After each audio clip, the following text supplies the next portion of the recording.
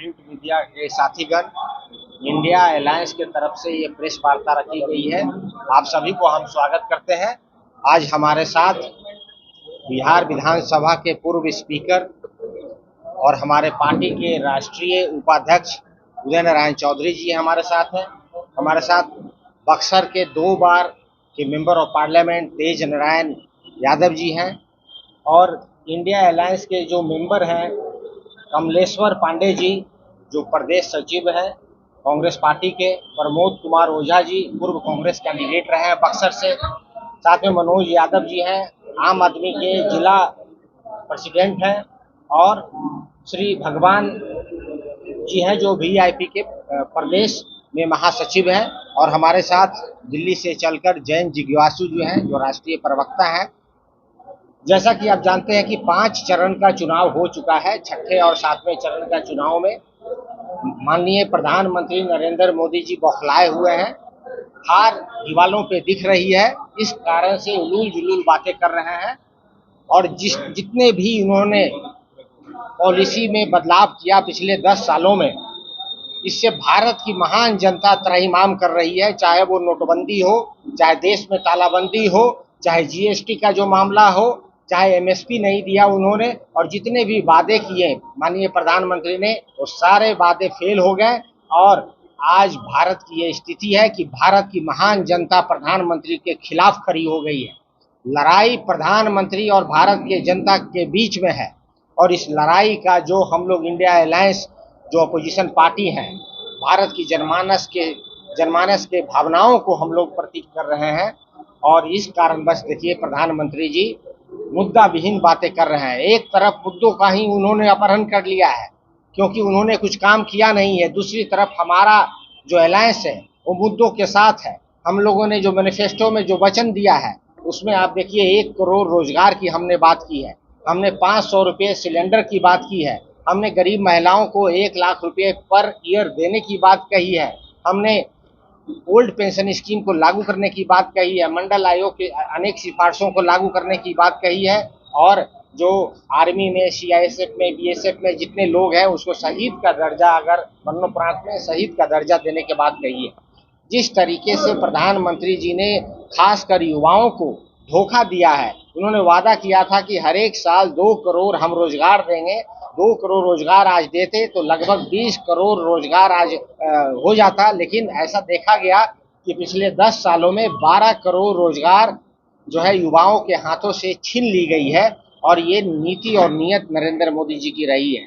वहीं हमारे साथ देखिए जो 17 महीने की हमारी सरकार रही बिहार में, हम लोगों ने 5.5 लाख सरकारी नौकरी देने का जो वादा 10 लाख दिया था, 5.5 लाख हम लोगों ने दिया, और 3 लाख रोजगार सृजन में हम लोग पाइपलाइन में था, हमारी सरकार चली। नरेंद्र मोदी जी का वादा था कि हम डबल इनकम कर देंगे किसानों का तो उन्होंने डबल इनकम किया नहीं, उल्टे 28% का जीएसटी किसान के उपकरणों पे लगा दिया, और खाद जो है तिगुना महंगा हो गया, और उस पर कोई सब्सिडी नहीं मिल रही है। इतना ही नहीं, प्रधानमंत्री का जो वादा था किसान को, और किसान एक्ट पास कर एग्रीकल्चर एक्ट पास कर जो है पूरे पार्लियामेंट को जो है नीचा दिखाया, बिना डिस्कशन डिबेट के पास किया।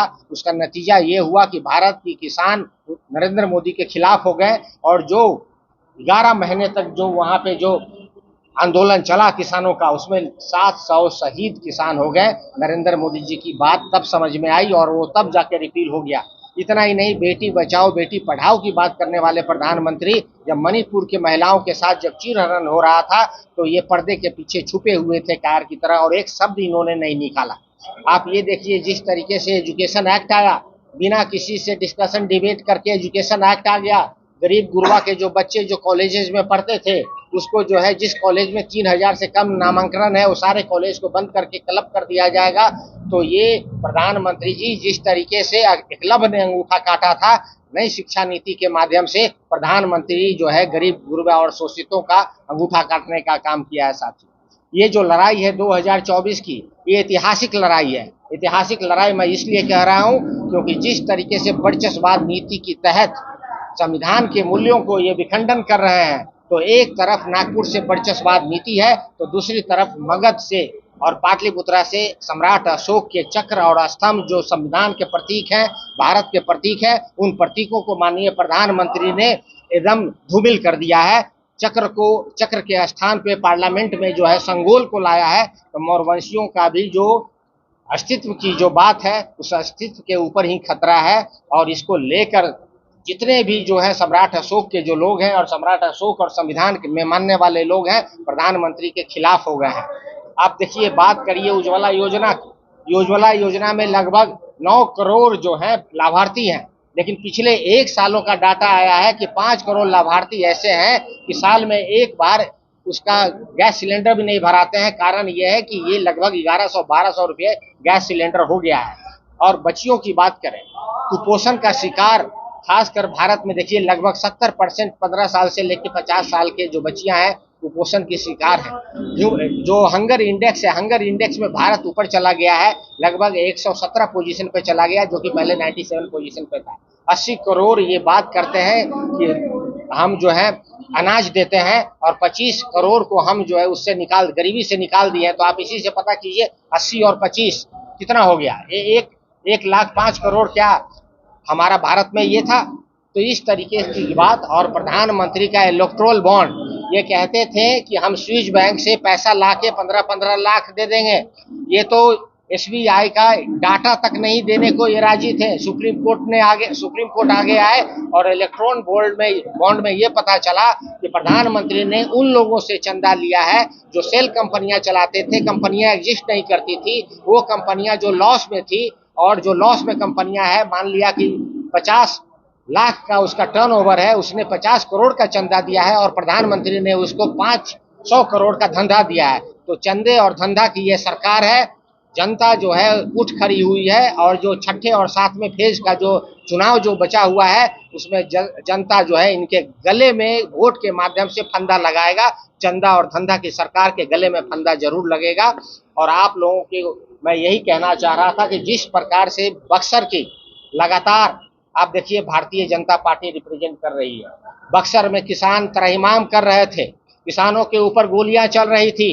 किसान को लेकर लगातार जो है हमारे रामगढ़ के यहाँ के विधायक और प्रत्याशी सुधाकर सिंह ने लगातार इस बात को मुखर सड़क से लेके सदन तक और दिल्ली तक इस बात को पहुंचाया कि जो किसान का जो त्राहिमाम है, इसका कारण प्रधानमंत्री नरेंद्र मोदी हैं और बिहार में नीतीश कुमार जी हैं। क्योंकि नीतीश कुमार जी ने मंडी को बंद कर दिया, नीतीश कुमार जी ने बाजार समिति को बंद कर दिया, नीतीश कुमार जी ने 5-5 एजेंसियां जो यहाँ पे खरीद करती थी उसको बंद करके एक एजेंसी में कन्वर्ट कर दिया।